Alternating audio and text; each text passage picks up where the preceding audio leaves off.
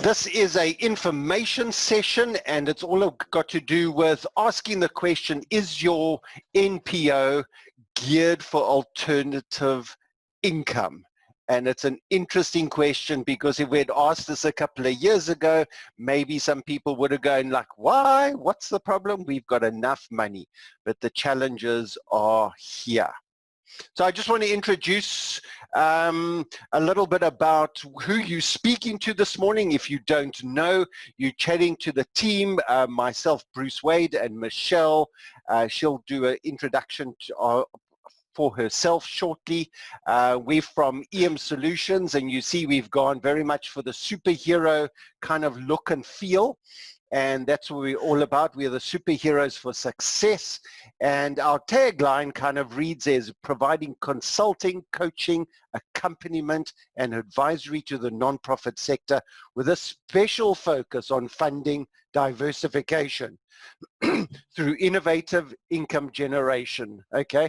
And we're here to develop new ideas, concepts within your business, as well as helping you gear and improve your organization. And you'll understand a little bit about our mindset and how we operate and where we go from there. So I'm the yin to Michelle's yang.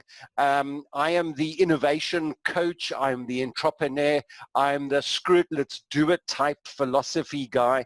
I'm all about taking risks and jumping in and doing things before I really plan, and definitely before I get an Excel spreadsheet. That's kind of where my life works. I'm a guy who loves to experiment, and we've been playing a lot around with the online activities and help companies and organizations re-gear for the unknown future based on where we are.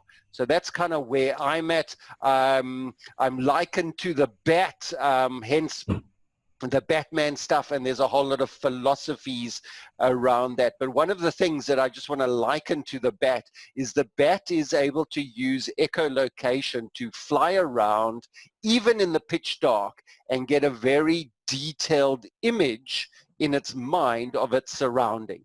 And that is one of my natural gifts. I'm able to walk into an organization, a company, a factory, a situation, and understand the big picture very quickly. It's one of my superpowers, and I utilize that within my coaching environment, and using my bat echolocation to understand the circumstances and then be able to dive in and help you improve it. And that's kind of where I stand. So a lot of what I bring here today is my entrepreneurial and my insight, and I'll be doing some of that echolocation and beeping you. So if you hear this funny beep beep in your ears, don't worry, it's just me doing my thing. Okay. So I'm going to let Michelle climb in and launch this opportunity for us this morning. And so Michelle, over to you. Thanks very much, Bruce. Yeah, as he says, he's the yin and I'm the yang, or whichever way around it is. We work really well together. I always knew that I wanted to start my own business. Even as a child, I used to play a business with my dad's briefcase and his punch cards. It was my favorite game. And then early in my career, I started working for CMDS. I think many of you may know them, as they're quite well known in the sector. And they provide financial management support to the nonprofit sector. And that's when I discovered my second passion, the nonprofits. I believe that we are called to help those in need, to fight for injustice, and to have an impact on our society. But I'm only one person. And I realized early on that if I could use my skills to help the other organizations in the sector to be more sustainable, then they would be helping those in need for longer and have a greater impact. And so I could magnify my impact by working with the nonprofit sector. However, I still wanted to run my own business, and in 2011 I decided to do that. In 2016 I joined with Bruce, who was my business coach at the time, and now our company combines both of my passions, business and NPOs, by assisting NPOs in developing sustainable income generating businesses. So that's a little bit about me and where I come from and my heart. Yeah, so I think some of these might be familiar to a lot of you. And I just sort of put them out there as the options that I see as sources of income for NPOs. We've got your grants, your untypical grant-making mechanisms through government, foundations, international agencies, where there is a grant agreement and specific deliverables in relation to the money that you're given. Corporate investment, this can either take the shape of money. Some of it is supplier development if they utilize you in their supply chain. They have a number of benefits through BEE scorecard mechanisms that they can then engage with the non-profit sector as corporates. And one prime example is OutSurance. A few years ago, they do it less now, but a few years ago they were always in all their advertising showing how they were building things for non-profits and painting classrooms and, you know, helping out. And so there are many ways that corporates invest in the non-profit sector. And then there's the donations, individuals, groups, churches, people who give out of the goodness of their heart with no strings attached.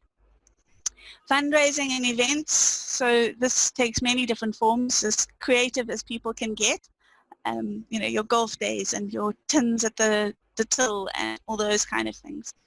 Sales, so this is really our area where we start looking at the last three, where you're looking at sales of whatever your stuff is, whether that be a service or a goods or something like that. And then asset utilization. So probably a very under used area of income for nonprofits is asset utilization. You have a property, how are you generating income from it? You have a vehicle, you have a photocopier, how are you generating income from those assets that you have? A lot of cases it's quite small, but it is definitely something that can be maximized. And then the last one is the investment income. So if you are fortunate enough to actually have any reserves or any cash on that you can invest, whether that even just be in a money market account, making your money work for you is very valuable. So let's just have a look at why generating income is so important, because, well, for the obvious reasons is that because money is drying up, and we saw an interesting trend a number of years ago is when they started to have those big storms in the United States, and all the Africa NPOs and organizations that relied on international funding, especially coming out of the States, that money dried up almost overnight because people were rather happy to put their money back into local stuff where their country, their fellow people from the same region and country were in need. So that money was redirected, and that started that kind of trend. And yet again this year we've seen an interesting impact on the funding. And if you haven't begun to see it already, then definitely we are going to be doing that, because all of a sudden a lot of money has been redirected into feeding schemes and masks and PPEs and all the other related items. And according to all the stuff that we've seen from the President and the Premier, is that we are just beginning to enter the beginning of the issues around COVID. So with that comes a number of issues, is that, well, if you can reduce the stresses and strain on funding, wouldn't it be good if you could cover your expenses, things like staff salaries and rental, based on a regular, predictable income stream so that your funding is there to cover your projects.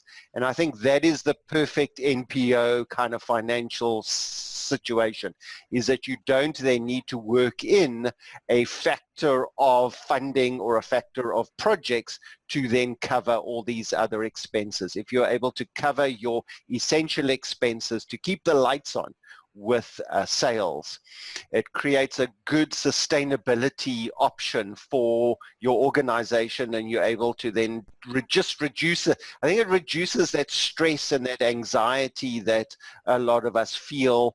I've seen a lot of emails this week around because yesterday was payday, and there's a lot of organizations that are going like, what do I do now? And it's beginning to hit home a little bit more there. If you're able to have in innovation and entrepreneurship, we have this phrase, and it's a phrase that creates magic within an organization, and it's called predictable cash flow. And if you're able to get to predictable cash flow, it's absolutely amazing. And in the NPO, if you're able to secure a 3-year project with funding for that, or you get a regular 5-year contract, you fall into that predictable cash flow. And what it does is it makes that stress almost just evaporate like fog in the morning sun. And you're then able to get down and do what you need to do. Another thing that a lot of entrepreneurs we aim to get is like 3 months cover in the savings account. And I know that a lot of NPOs look at that what's that cover, where are we, where, and if you can get to 6 months cover for expenses and all that, it's absolutely perfect. But having alternate forms of income is exactly that. It adds to that and reduces that stress. And what it enables you to do, it enables you to start expanding, it enables you to start growing your business and to do that magical word that everybody's after in the world at the moment, is employment. And I think with so many people running around losing their jobs and just seeing that impact of that, information that came out of the chamber event last week is that they predicted at the beginning of shutdown is that there will be about 1.3 million job losses, and that's what the UIF was geared up for. We are already sitting at 3.5 million, and predictions, this is out of their words, the predictions coming out is we're going to add another 7 to 10 million on top of that. So we are, standing in front of the fan, and I think there's a whole lot of stuff that's about to hit us. We don't know what that impact's going to be. More and more people are going to be sitting there, and for a lot of people, yesterday might have been the last payday that they would get for this year. So it's interesting with that. If we are able to re-gear NPOs and starting to employ people, even on a part-time basis, even on a few days a week or mornings or something to help start a business within your organization, I think that's absolutely great, because we don't know where the impact, the full-term impact of this is going to be. I know they've geared the CTICC with another 4,000 beds that are ready and waiting, and that just scares me. I do not want to be in one of those beds in the next couple of months, but many of us will be. And many of us will be affected in ways around that. And how do we mitigate? How do we then strengthen and build those armories around your organization? One of them is what we are chatting about. So according to the Trialog Knowledge Hub, in the period 2017, which is the latest data that I could find on this, 15% of income in the nonprofit sector is self-generated, which isn't really very much if you look at it. But what's quite interesting is that in terms of growth area, this table shows that the self-generated income grew by 44% from 2016 to 2017, which was the highest growth area for income sources for nonprofits in that period. The one following after that was 33% in growth of income from companies, and then 31 from private individuals. So that struck me as quite fascinating, that while it is still a relatively small source of income for many NPOs, it is definitely the area that is growing. So we wanted to share with you just two sort of success stories that I have had some involvement in over my career. The first one that we want to have a look at is Walanani. I don't know if any of you may know them. They work in the HIV, oh that's great. They work in the HIV space. Their byline is helping people living with HIV and AIDS to help themselves. And I really like that. They focus on education, awareness raising, support to people living with HIV. And one of the main areas that they provide support is by creating an income source for their beneficiaries. So they make paper mache bowls and light fittings and beaded items and so forth. So how their income generation process works is that they sell the raw materials to predominantly women who have been trained in how to make these items, and then they buy back the finished products. What I really liked was that frequently the women would actually stay and make the items in the Walanani premises after they've purchased the raw materials, and that would form a support group, and they would sit around together and they would make things together and they would do community together, which was really an added value to the income generating aspects of what they were doing. They would then buy the finished products from the women and then put a bit of a markup on and sell it on. So currently 70% of their sales are international. They no longer sell as much in South Africa. When I started working with them many years ago, they had a little shop in Hout Bay, and they primarily stocked the shop, and that was where they where people went to go and buy the products that they made. But now they have moved international. The other part that is really great is that 70% of their income goes to the beneficiary, 70% of those sales, which is quite a number when you look at their financial statements. I would like to highlight what I consider to be their keys to success. And they really took off in their income generating sales when they employed a manager who had a corporate marketing background. And he immediately said, look, this shop is not selling stuff. We're just making to stock the shop. And people are buying out of that connection with the story. It's almost like a pity buy, that they're buying it because they feel they want to contribute and support, not because they really actually value the product that was being made. And he said, no, we need to improve quality, ensure quality control. So when the women have finished making the products, they have to pass quality control. And if it doesn't, then Walanani doesn't buy it back from them. And so women who go through the training to be able to provide these goods have to meet that exacting standard. So that was the first thing. The second thing was he switched to making to order. So it was like, well, what orders can we then pass on to the women who are making these products for us? How do we find those orders? And so they went international. They went to all the trade shows, particularly in the States, and went and visited those places. They found shops in the States that wanted to stock the products. And so now most of their sales are done through their website and through their online store. And then they make based on the order rather than just making to make. And that has really turned their organization around. Their international sale, their sales income is in line with the industry standard of 15% of their income. So to me, that's one of the success stories where they've taken something that was just a small activity and really made it an international business. The next success story I want to share with you is St. Luke's Hospice. And I think most people know them in relation to their shops, but actually their core business is palliative care, either at home or at their actual hospice center. They look after the critically ill and end-of-life care, and that's really their core business.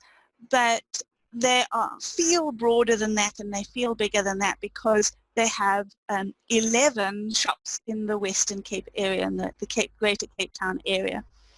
Their income according to their 2019 financial statements, was 37 million. And their sales was 10 million. It's a 27% of their total income is sales. The shops almost solely exist for generating income towards their palliative care function. For me, their key to success is the visibility in the communities. I don't know if anybody's actually visited the hospice. It's tucked away at the back of Kenilworth. This beautiful premises with big 2 buildings, but it's very yeah, if you have somebody who's needing it, you're aware of it, but really it's tucked away. But they create an awareness for what they do and for who they are by having these shops, and the shops are in good locations, they're visible, there is marketing for St. Luke's Hospice through the shops. And so their shops have actually become more well-known than their care centre. And also what I think is key is that they are interacting with their potential beneficiaries before the beneficiaries need their service. So they're creating an awareness for those people who may need to utilize their services for family or for themselves in later years. They're engaging with the community in a positive way that then adds value to their business. So those are the 2 examples that I wanted to share with you. So I find it quite helpful to see income generating options into 3 ways, just to kind of classify things and to understand what that means for you as an organization and how that sits within your structure. The first one is where you are charging for existing activities. So this is nothing outside of what you would normally do. It's whether you have some intellectual property or a workshop or something that you're already doing, and that you then charge the another market, a new market. Normally what people do is then charge corporates for the workshops that they're already doing. That's the kind of thing that I'm talking about in this case, where it's not really a new thing you do, it's just that you find a new market and you sell what you have to that new market. The second one is where you're creating a business for the beneficiaries as a means of outworking the organization's objective. And this is really what Walanani have done in their story. They've said, we're actually wanting to impact our beneficiaries, and this is part of what we do and who we are as a business, as an organization, and how can we then generate income for ourselves and for the beneficiaries as we do that. And Bruce is also currently working with an organization that are looking at how they can also utilize the skill set that beneficiaries have in terms of food gardens and growing food, and make that into something that they can monetize. So that's really where you're looking at what it is that your beneficiaries can bring to this conversation. And then finally, the one is where you're starting a new business specifically to make a profit for the organization. So this is where you're doing something outside of what you normally would consider, your normal activities, a little bit like the St. Luke's model, where you're actually doing something that doesn't fit with your current activities or your current objectives, and you're doing that expressly for the purpose of making money for the organization's operating costs and to limit the exposure to donation and grant income fluctuations. So for me, it just helps to have that kind of separation in my mind's eye, to see that we're not necessarily talking, as Bruce has mentioned before, about a whole new thing. It could be something that you're already doing, and you know, looking at those different options. Okay, so the next step, a couple of slides that we're going to dig into, is where we're now going to say, all right, now we've looked at what the various sources of income for a nonprofit are. We've looked at income generation. We've looked at various income generating options. How do you take your organization and you say, look, I want to engage with one of these three options that are on this slide now. We want to look at how we can maximize that income, how we can grow it. So what is it that we as an organization need to put in place now? What do we need to look at? What is it that we need to structure ourselves in a way that facilitates that process? How do we make it easy on ourselves so that we can take those next steps and to generate that income? So the next couple of slides that Bruce is going to kick off for us are going to look at that. How do we gear our organization to do these things that we've been speaking about? Cool. Thanks, Michelle. So gearing, it's interesting, is as an entrepreneur, we say that the grease for gearing is cash flow. But before that, we want to grease these gears with information, because often just to get those gears moving, even if it's in your head, is a little bit of information, a little bit of inspiration just to get you thinking. So we've got, the next 4 slides here are worth looking at and maybe copying down and taking screen snapshots of. I also have been asked whether the slides are going to be available by a number of people. Yes, they will be. We will also record this and put an edited version of this up on our Facebook page, and we'll share that information with you towards the end. So what about innovation and creativity? This is starting something new. This is about looking and understanding the needs in your community, and the community can be anywhere. It could be an overseas community, it can be a local area that you work in, or a community in need. And the 3 P's of plausibility, which we look at for innovation, go simple, is problem, people, products. And let me unpack that a little bit for you, is that understanding the problem, what are the presenting problems that your community, your identified community have.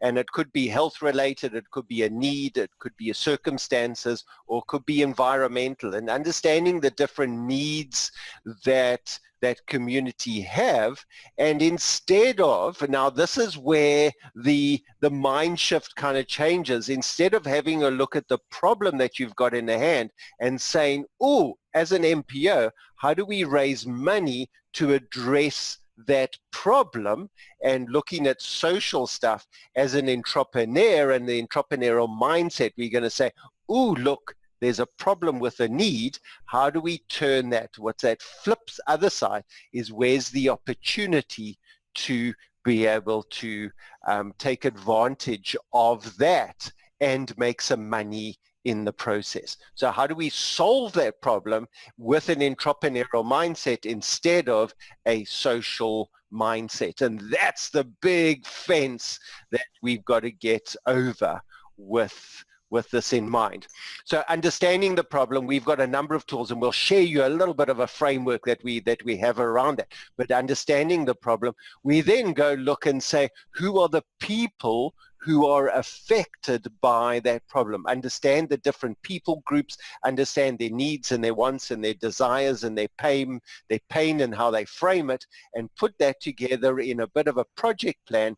And then we start developing products that then address the problem for the people who are affected in that. And then it's all about niching. And niching is the clever key word here in innovation and creativity, because niching gives you access to market, and niching gives you focused ability to be able to solve a big problem for a limited amount of people in a big way. And that's what we're all about with that. So the first kind of gears that we want to start you turning within your organization or even in your head at this moment is the innovation and creativity gears. And once those start turning, I get very excited, because now you're in my sandpit and we can start playing around with those ideas. The other one that we're going to look at is, what about gearing your resources? And Michelle alluded to a little bit about this, but how do we start utilizing your current assets? And for that, we mean people and equipment. Michelle was saying, how do you call people assets? Well, we are, we we need to, they say you've got to sweat the equity in the innovation market. And so often we have now people that we employ, or people that we have associated with us, that are now sitting at home and are unable to go to work or unable to be utilized. And how do we start utilizing the current assets that we have? People and equipment. And a simple example with us is an organization that we're writing up a work plan for. Is they've got a set of classrooms that they utilize for an after-school program. So the classrooms sit empty all morning, and they utilize then from after school until about 5 o'clock. There's 3 of these classrooms. Each classroom can seat probably 30 people comfortably. They got desks, whiteboards, blackboards, all the facilities and everything there, but they sit empty from 9 o'clock in the morning when people arrive there until about 2 o'clock. And then on Saturday mornings, they're completely empty, unutilized. And it's interesting there. So I started asking the question, so what do you use these for? Oh, no, we have a staff meeting on Monday, and that sort of stuff. So now all of a sudden we're starting to say, well, could you rent those offices out, those rooms out to other people to utilize? They've got a full kitchen. They've got a full catering opportunities right there and there. And now that we're beginning to open up and all these opportunities there, we can run Saturday room information sessions inside that room. They've got now adults, folks planning to actually come back and utilizing things. And as we start opening up, the shutdown restrictions are being lifted, they're able to utilize those assets for income generation for a place that was literally standing empty, not only as rental, but now they can sell food into those groups as well and get alternate sources of income around those rooms. And it's just a matter of switching on that switch to say, we get so focused and so blinkered into utilizing our assets with us. Things like a photocopy machine and a printer and internet and a spare laptop can then be turned into an income generation option as a cyber cafe or an admin center. And to be able to look at those things like cars and tractors and spare ground and all those sort of things. So it's interesting, just having somebody to come in and look with new eyes gives you ideas and opportunities that you have. Also then pooling of resources to create new offerings. So again there we were looking at some options, is that if you take this person from this department and put them into this department there, then all of a sudden there. So a nice example there is the one organization with that farm with their trees, is they've actually employed an agricultural guy. He's a qualified agricultural guy, went to college, graduated top of his class, by the way, as an agricultural advisor, and knows everything about weeds and plants and growing and veggies and all that sort of stuff. And I'm going, why don't you put him in the classroom? And he can then teach a nutrition class and how to grow food sustainability projects with us. And it's just something that they'd never thought of, because he was the guy outside and the classrooms were on the other side of the kind of center. And so it's a matter of just pooling those resources, bringing in the food guys, the kitchen, they make food for after schools and for their hospice area. And again, bringing those ideas in there just to be able to cross-pollinate with us and remove that silo thinking that we have. And it's interesting that now all of a sudden we got interdepartmental costing. So coming back from the corporate world, the corporate world has cost centers. Every little silo is its own little cost account and cost centers. And if I do photocopying, or if I get admin to do something for me, if I go to the finance department, there's an exchange of money. Even though it's kind of funny money, there's still an exchange of money with it. And you can start creating income generations for departments by charging other departments which might have income streams, and therefore you make that department more sustainable. I think that makes sense. You think you kind of get that. Just the last one that I want to just chat about is the use of IP, which is your intellectual property. Now, when you mention intellectual property, everyone thinks, oh, you've got to have a patent. Well, if you've got a patent, that's awesome, utilize it. But intellectual property doesn't have to be a registered thing. It could just be wisdom. And I think wisdom is one of the most underutilized intellectual property that we have. Most NPOs that I've seen have got a huge wealth of experience. Yeah, in just working with a number, there's always one person at an NPO that kind of goes back forever. And they have the wisdom, they have the experience, not only in the organization, but in the sector that you're working in. And they've spent, 20, 30, 40, 50 years working in this environment. They've got huge amount of experience, not only with their networks, but their wisdom on how to deal with things, wisdom on how to operate, how to manufacture new ideas, and wisdom in that sector that is just so proven and so solid that is not being taken advantage of. And I mean that in a nice, kind, loving way.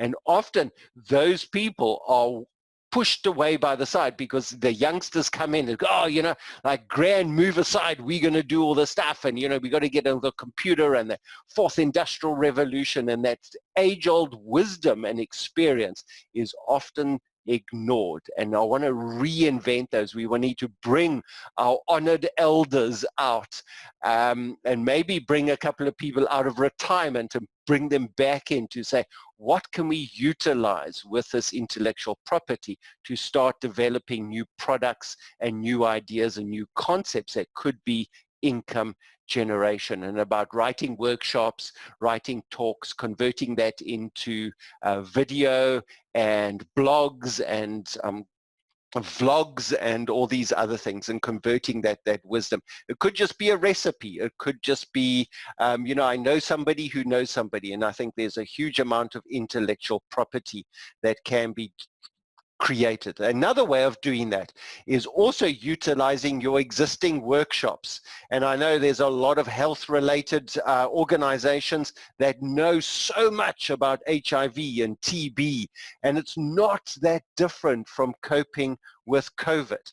And on the other hand, there are a number of organizations that are scrambling at the moment for information, good information about how to take care of their staff as we get out into level 3 shutdown next week. And it's interesting, and there's such an opportunity to sell those workshops into corporate to create income and not rely on a meme or Facebook to ready your office for your staff on Monday, but to be able to get good solid information about hand sanitizing and stuff. Everybody thinks they know everything until you speak to an expert to say, actually, what you see on TV and what you read on Facebook is not what's right.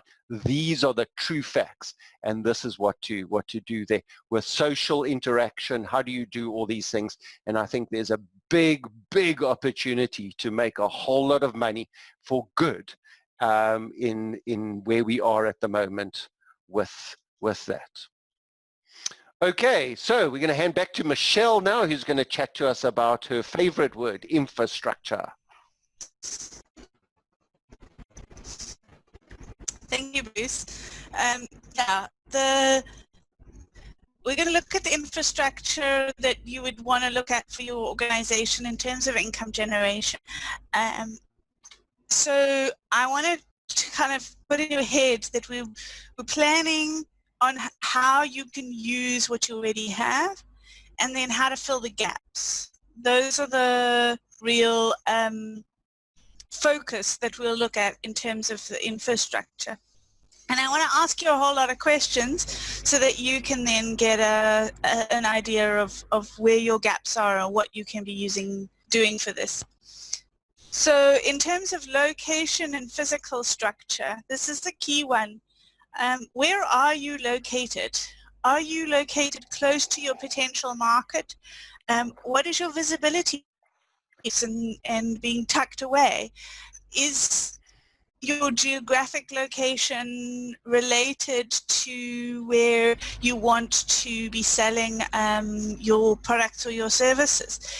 Do you have a physical structure that is needed? Do you need a physical structure, or are you more suited for an online presence? You know, we look at location as being, you know, feet on the ground and where can you find you on Google Maps, but maybe the location needs to be electronic. Where are you fishing? Are you visible in Facebook or LinkedIn? What is the best platform for you as an organization? What is your location? And how far is your reach?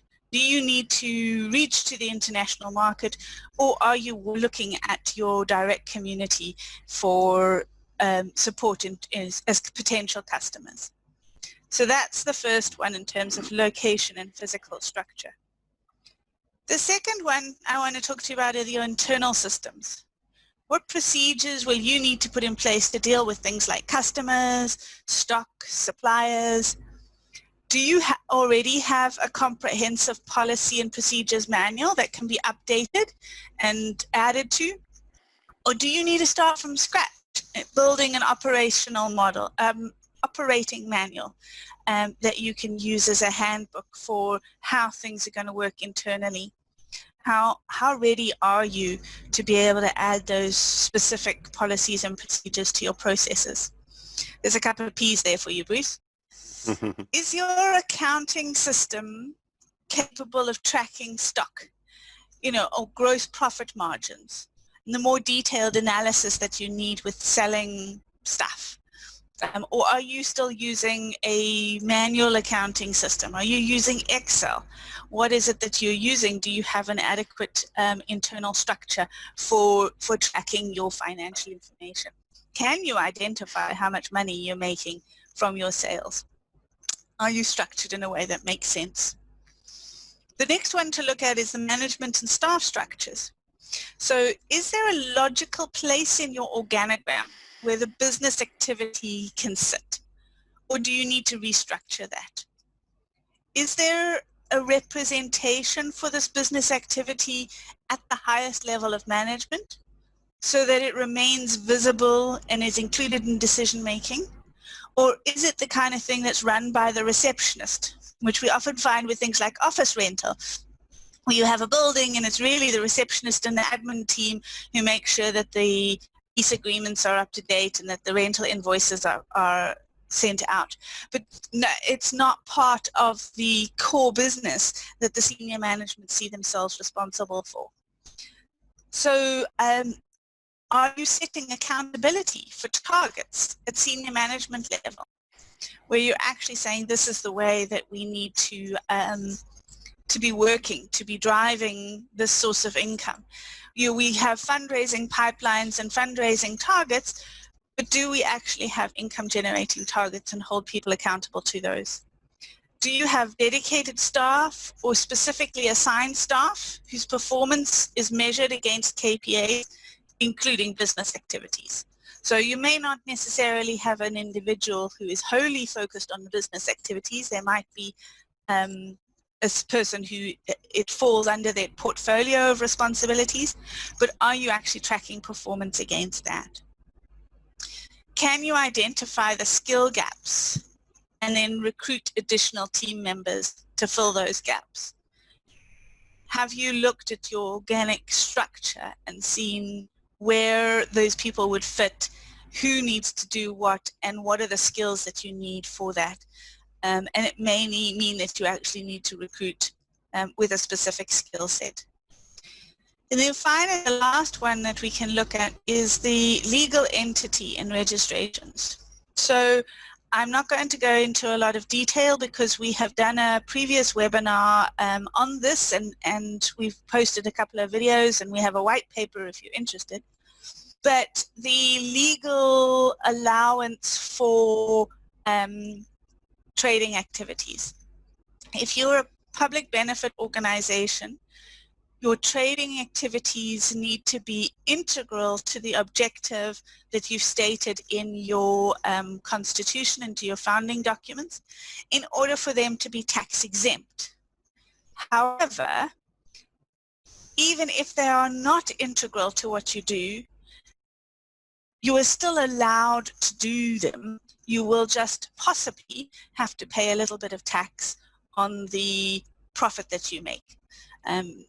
A lot of expenses can be assigned to that income, so the profit can be reduced quite considerably.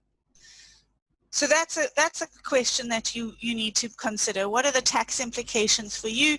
You won't lose your PBO status, that's very clear. But then you may choose for various reasons to actually create the business activities in a separate legal entity. Often people do this with a big asset. If they have a building that has been donated to them or that they've purchased, they may choose to put that building into a separate trust or to put it into a separate PTY, which generates income from rental that then goes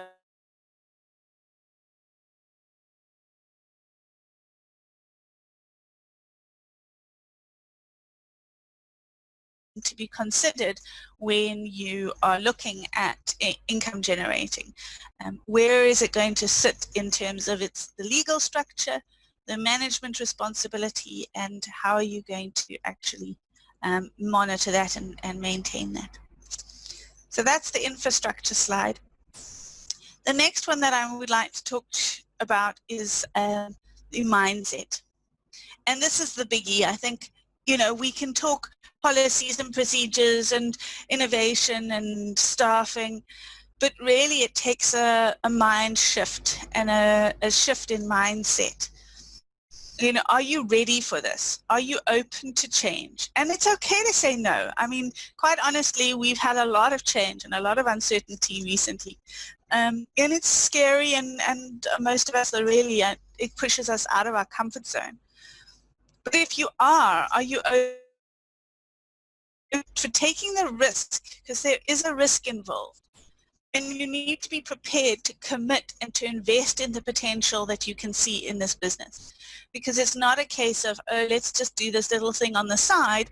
It's never really going to translate into real useful income if it's just a little hustle on the side of your NPO. There needs to be a shift that we are committed to pursuing this, to investing funds into this with an expectation of a return. We wanted to also just emphasize the business mindset and what it is that we are expecting in terms of a shift in mindset.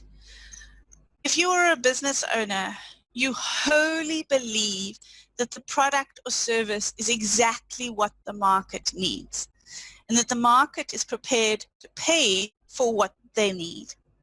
So we have an expectation as a nonprofit that we're very clear on what our beneficiaries need from us as an organization. We have theories of change and documents and strategies all articulating what the need is and how our particular process meets that need and achieves the change that we want to see.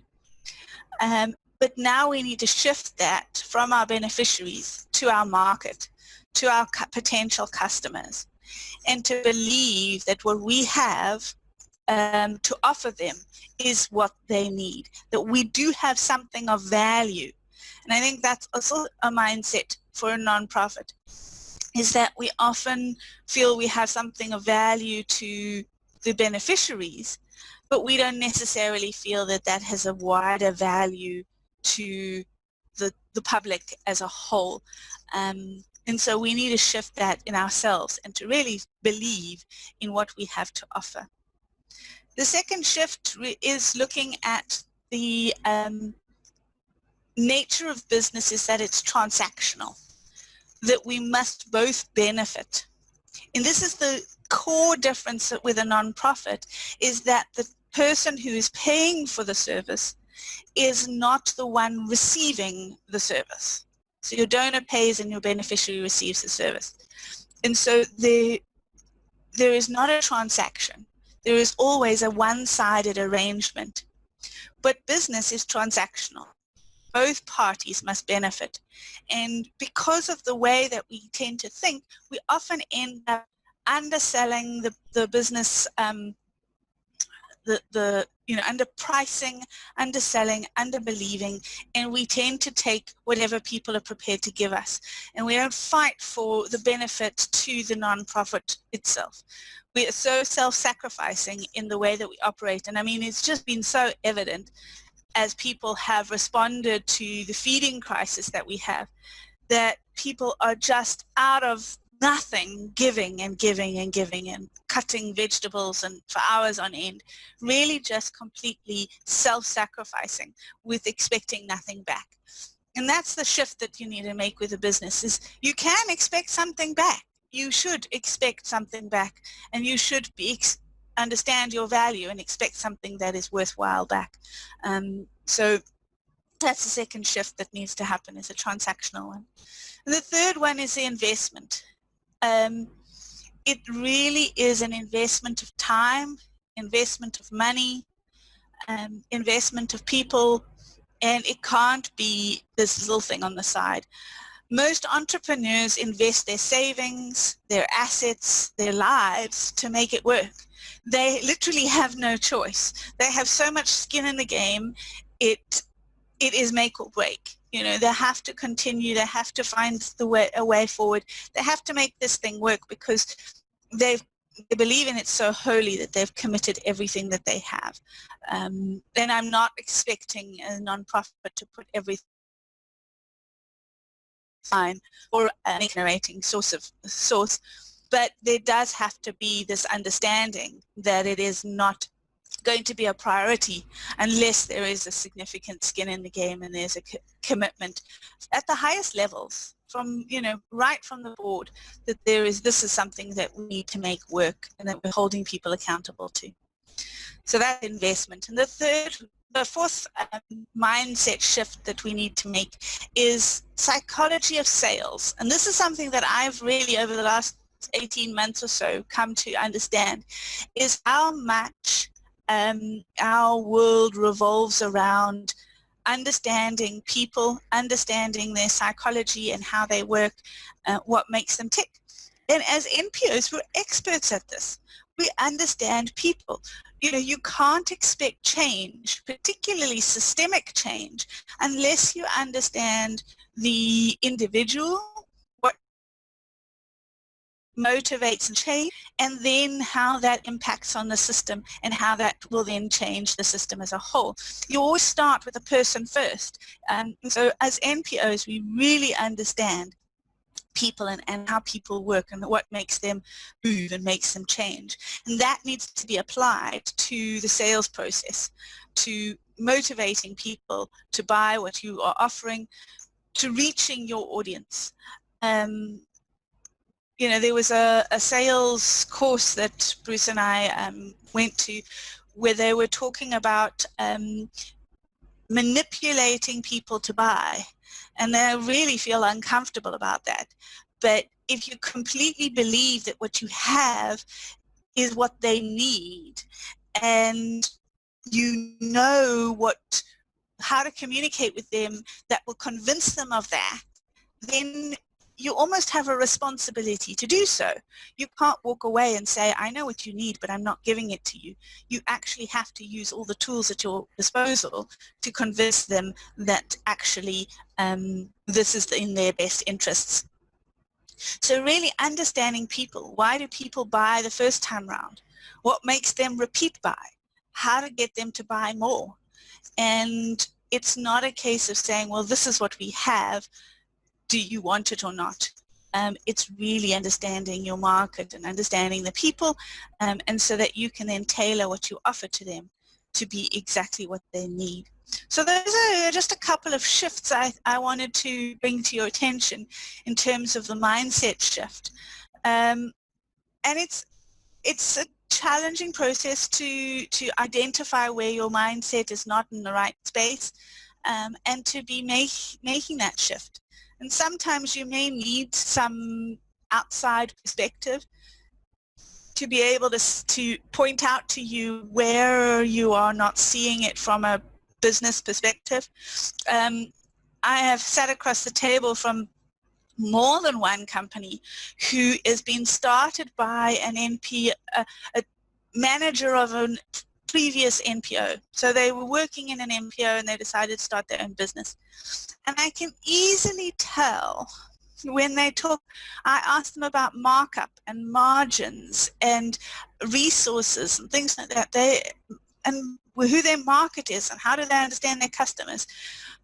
Then I get the NPO language back and I realize that they really haven't shifted their headspace from one to the other. And our one particular client started a PTY and has realized that they actually need a non-profit.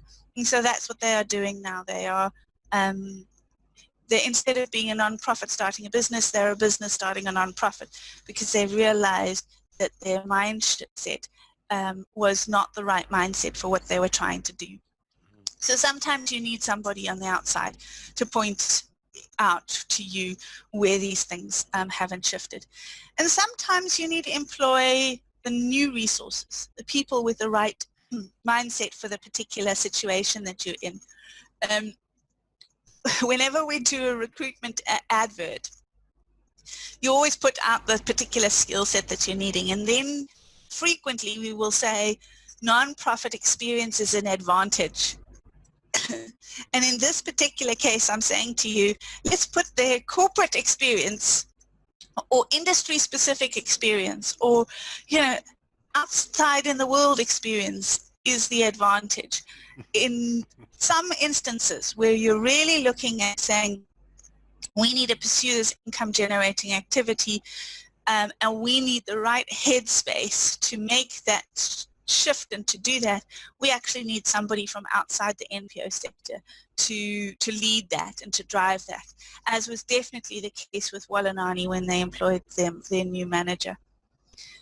So I hope that kind of clears up for you a little bit about what we're wanting to say in terms of gearing, that you're needing to look at innovation, creativity, looking at the resources that you currently have and how you can leverage those, looking at the infrastructure that you are working with and how that can be adjusted and shifted, and then finally to actually just shift the mindset and shift where your headspace is at, so that you can see that this is something that you can really run with, that this is a potential that you can tap into, and that it's not rocket science, it's not difficult, it just takes some shift. So thank you. I think, Bruce, you wanted to explain a little bit about the process that we take people through and that people need to go through in order to move from standing still to on the road. And so I hand back to you.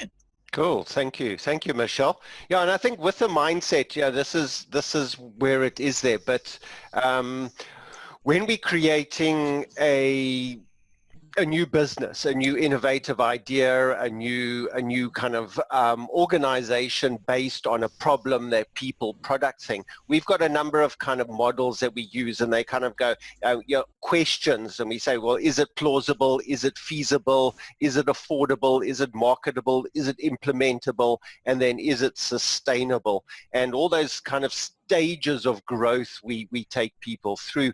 And because we kind of now merging this whole NPO and innovation entrepreneurship stuff, putting in the blender and hitting a pulse button, we've been able to create a number of models. And I want to take you through two of these that we've sort of get. And don't worry about too much pretty colors. It makes it look good here. But ultimately, this is the first process that where we walk with. So if an organization came to us and said, we need to do something, and we're working with a number of organizations doing exactly this at the moment and beginning to wrap up a couple of ideas with us. We call this the plausibility plan or a business concept.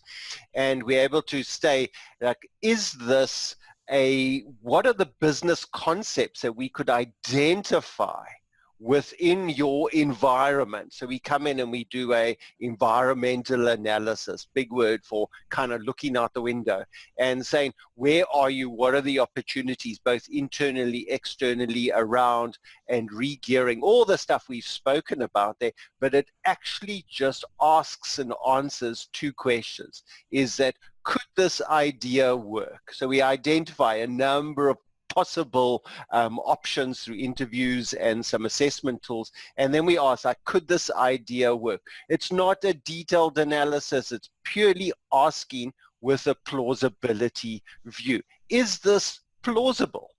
And the second question that we ask there is, does it fit? And the fit is very important, because often it goes back to your constitution and it goes, is there a fit into that? Can we still fit that? We don't want to sit there and say, you're a feeding scheme and you're doing a whole lot of care around HIV, and oh, by the way, we're now doing international travel. Okay, we don't want to start messing around with that too far. We want to get it kind of hand in glove fit, and not only a fit with the constitution and your founding documents and stuff, but also fit with the expertise that you have and the mindset and the viewpoint of donors and beneficiaries. We want it to be almost seamless, so as though it's a natural evolution into your organization. And we've been having a huge amount of stuff, and you can see the model goes on.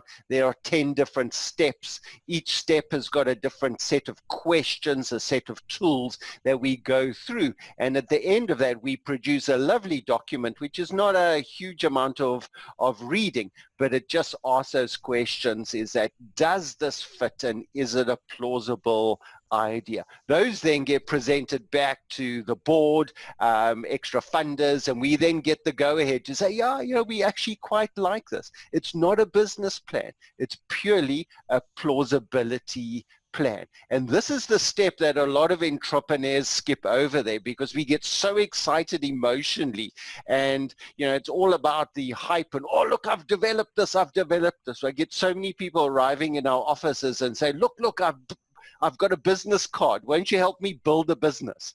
Okay. Or look at this product. I wrote an app, or I've developed this, or, we've got these weird ideas, and I've done a 3D model of it. Now just show me how to make money. And we just press pause. We go back always to this phase, and we say, where's the plausibility? In this, we are looking for two things. We're looking for green flags and we're looking for red flags. The green flags are the opportunities, and the red flags are the threats or the holes that we need to avoid. And when you find a hole in the ground, you can either walk around it or you can fill it in. But you've got to remove that threat from it, because ignoring those just going to come back and bite you at a later stage. So it's an interesting phase that we take people through. Followed from this is that we take people to the next model, and that's the feasibility plan, the business strategy, what an entrepreneur would call the business plan, that 34-page document with that and stuff. And we don't do the traditional business plan. I can promise you that. I scrapped that many years ago, and we threw that out. And what we do there is a business strategy, and it's a workable strategy. A strategy is a working ongoing live document. It's not something you type and then file in a lever arch file on the third shelf. It's something that is stayed open on a desk, and we revisit and we re-update it all the time. It's an ongoing living strategy. And once again, we've got 12 steps. The words change slightly differently, but the emphasis is all we going being, and we filling in, we almost coloring in the outlines of the previous plan. And we ask and we answer 3 questions at this stage. Simply, how will it work? Not could it work or should it work, but how does it work? So we start putting the mechanics into that. We start looking at how that is impact and connecting this part with this part and this person with this person, and finding suppliers and finding those feasible options with us. We also bring in the whole finance side of things as well. And this is where Michelle comes in with her fancy spreadsheets and with her connections and formula and pivot tables and the research that we've done there, and we're able to bring that into, not only is it going to make sense logically with the words, but it also makes sense numerically with the numbers. And we're going to sit there and we ask 2 things. How much is it going to cost? Okay, because that's what your board's going to ask you when you present it to them. How much is it going to cost me? And secondly, how much is it going to bring in? And those are Michelle's 2 favorite words whenever I come with new ideas. I say, Michelle, what about this? And she goes, how much is it going to cost? And is it going to make money? And we got to go through those things. And they're good questions to ask, because again, if we're just operating on emotion or redirecting or absorbing the emotion of our clients in need, we forget to ask these things. And what we do if we don't ask these questions, we actually push the organization further into debt and further away from sustainability. And we need to get out of that. We need to ask these hard questions. And that's what this model does, going around all 12 blocks just to find out what those things are. And we unpack them and we ask the hard questions, and we say, how much will it cost? And we nail down those things very, very carefully.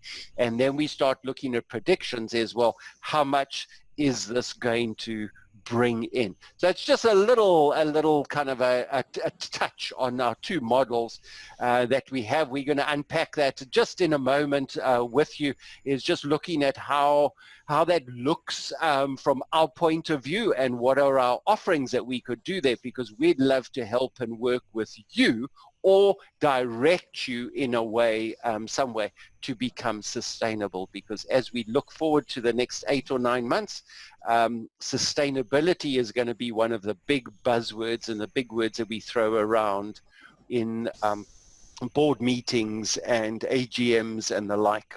So this is our blueprint. It's been an evolution, so I can't really tell you why we just ended up with a shield and sword, other than, as in with Batman and Wonder Woman, which are our other personas. So we'll see that the 2 swords are representations of Bruce and I, and how we are, one's silver and one's gold, and how we're very different, but that we meet in the middle if you cross those 2 together. So let's starting in the middle. You can see our little byline, putting the profit into non-profits. And the next circle out is actually not a circle, it's a hexagon, and that represents the way that we engage with business, the business element within a non-profit. And you'll see it's a bit like a square peg in a round hole, because sometimes it feels like it is. And so those P's are the elements that we engage with when we are looking at helping a business, helping an NPO with their business and their income generation. The next circle out is the ways that we engage with the NPO, and you can see that they are similar but also different to the business aspect. And those are kind of our core functional areas or core ways that we connect with the NPO itself. And we do that through a 3-step process in everything that we do. We start with a review. We always want to know what's there, what is working, what's not working.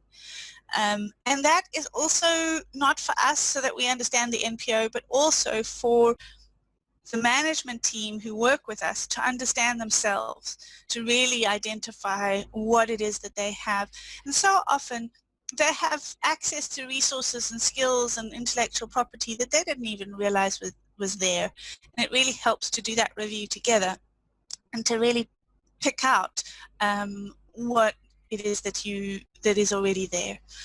And then we look at the strategy and we sit down and we say, okay, let's write this out, let's work it out, let's have a plan of action. Because, you know, what do they say? Planning to fail is failing to plan is planning to fail. So that is very key for us, that we actually have that thought through. And then the next step is implementation. So we then walk the journey with you. We accompany you in the implementation to whatever degree is needed. We have templates and pro forma X things that we can then bring to the party if you're needing that, or we can write stuff together. We can work that out together. Bruce has actually even built equipment for people in the past where they've had an idea of what they're wanting to do, and he's kind of the inventor in him has actually built it. So we support the implementation process and whatever is necessary. And then the last outside circle is the three products that we offer. So the first product is the business development. So if you're starting from absolute scratch, we will start from absolute scratch with you, really looking at from idea stage all the way through to something that is tangible. And then if you already have something in place, the business improvement is where we will step in. Either that you can see that it's working well, but you just want some hand-holding, or that it is clear that this is something that is really not been working for you in the way that it is. We'll look at what is there and we will help you to identify what changes need to be made in order to do that. And then finally, the last one is the operating model. So we do an assessment of your operating model and give you a report of recommendations for changes.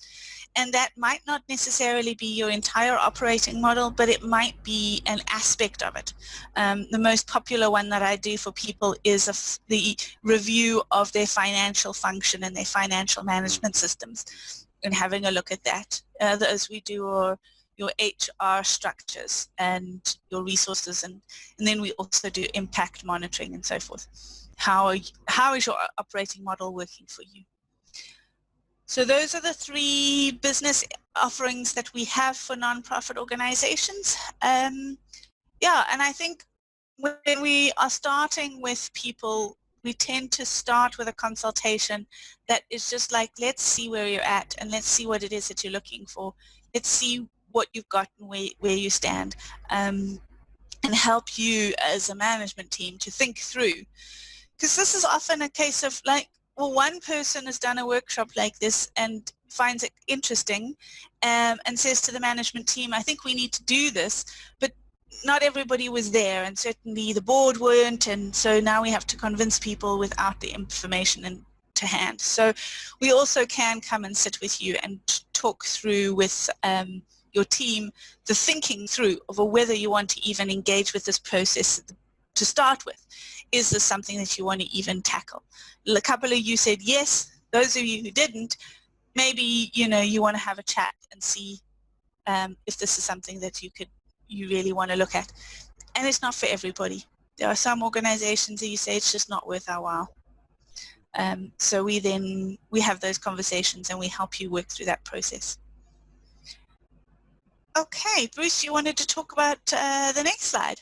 Yeah, so we've got exciting news for you, is that launching on the 1st of June, which is just a handful of days away, is that not only are we going to level 3 of shutdown, so we can go and run around in the evening as well as the morning, but we're also launching what we call our NPO Cloud. And the NPO cloud is a collective gathering. And funnily enough, the collective noun for bats is a cloud of bats.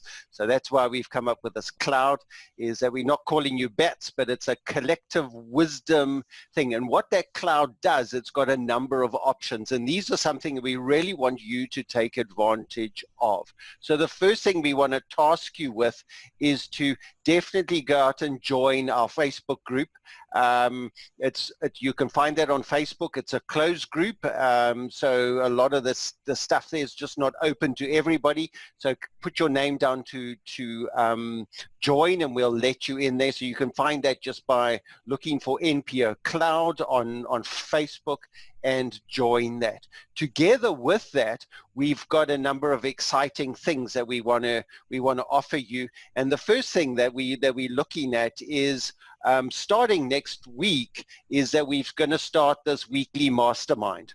And every Monday at 12 o'clock for an hour, we're going to gather together with whoever's there and chat about all things NPO and sustainability and innovation and all those things. It's a collective safe place for people to gather. It's not an area that we're going to sit and throw sales pitches at you. It's not a fixed training thing or a fixed no agenda other than community, and we want to build that. So we're going to be sending out invitations for that. That first one is on the 1st of June at 12 o'clock, and you'll find that information with that. It's going to be held on Zoom, and we've already got a link for that connected. So we want to get you there. So the first thing is go and join our Facebook group. The second thing is come join our weekly mastermind, and the monthly webinars are going to be available as well, regular ones that we're going to be doing,